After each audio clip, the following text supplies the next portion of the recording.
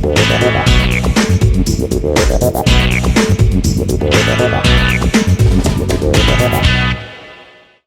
welcome to SBR Forum Videos. I'm Peter Loshak. This is Into the Weekend with BetDSI, the call we do every Thursday with Brent, the headlines manager at DSI. It's July 26th right now, so we've got baseball and we've got the Olympics, which are starting tomorrow. And it'll be interesting to see what Brent has to say about the action he's taken on the Olympics. Brent, thanks for being here once again. Good to be back, Peter. All right, let's start right in with the Olympics. First of all, how heavily bet are the Olympics in general? Honestly, the futures are not heavily bet, and the action that we do get on the futures usually on the favorites. Talking about Michael Phelps, for example, in swimming, we're going to get money on Phelps. We already do. The action we have in basketball, men's basketball, has been crazy in terms of the bets on the U.S. We opened them up, I believe, minus 800 to win it all. They're up to 950, and we're just loaded with USA money. Almost no support for Spain and France, the second favorite. So we get a lot of money. And a lot of it is on the U.S., the U.S. swimmers, the U.S. basketball team, things of that nature. I guess people just think that that these favorites are free money, that the United States is, a lock, and that to, bet 800 to win 100, why not? Yeah, and you look at what their team, it's really hard to argue with them. Yeah. There's another lock like that I would pound, that maybe I will, which is Russia in synchronized swimming. They're like minus 450 or minus 500, but they've won every gold in the duet and teams for the past 12 years. The Russians, I'm telling you, in synchronized swimming are brutal. Yeah, sometimes it's about the organization they come from, the coaches they have, and less the athletes. I think in the case of basketball, there's a lot of decent basketball coaches. It comes down to the athletes. There was a thread. Someone started a thread on SBR. It's been very interesting. They've been posting a lot of picks for the Olympics, and there's one guy who sort of specializes in swimming, and all of his initial picks, the lines moved way in his favor. So I get the sense that actually there are a lot of pretty soft lines in the Olympics in general, especially opening. It's tough to make just based on the number of events there are. You're talking table tennis and archery and I don't know, skeet shooting, whatever. So many events to put up a really sharp line on every single one of them. It's just not an easy thing to do. And as a book, maybe you shouldn't be saying, maybe our lines aren't the best or the sharpest out there. But sometimes it's really tough to make a line.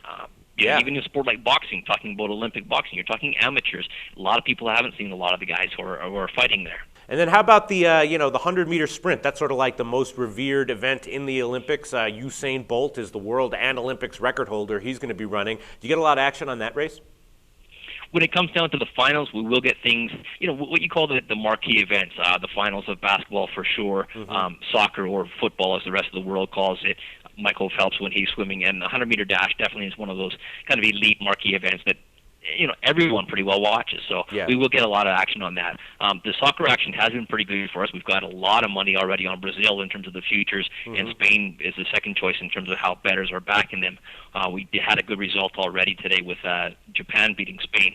Spain was a big minus 325 favorite, so that worked out well for us. And I think the third choice to win the whole thing is Great Britain, and it seems like no matter what tournament they're in, they seem to fall flat on their face, and they tied Senegal today, so that's not a good result for them, but good for the house. So from what I'm hearing, it seems like you're just looking to break even on the Olympics, like you're going to put up some soft lines and that you're going to get hit on them. It's something we have to offer, so we do offer things that we don't think we're going to get a lot of action on. We can put lower limits on to protect ourselves, like I said, things like, table tennis or what have you. But on the things like the 100-meter dash, the marquee events, and the basketball, the soccer, we can make money on those events, Peter. Okay, cool. And then now let's move on to baseball. There's a bunch of games that are looking pretty interesting to me. Lester and Sabathia are going on Saturday, and Lester's looking like, he's not in a good form right now. What do you think the line on that game is? That's a bit of an understatement. Yeah. Huh?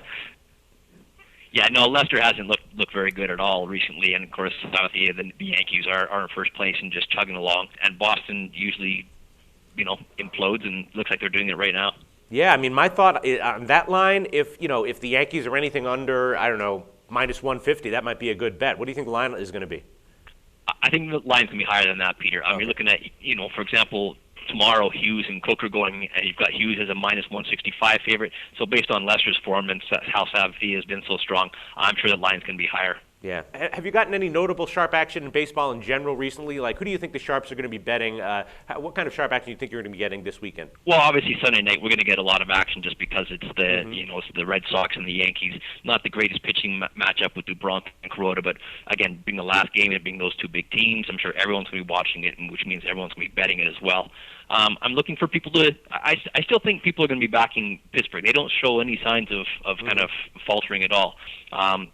We're still going to be getting, Rangers money for sure. Washington just keeps chugging along. Right.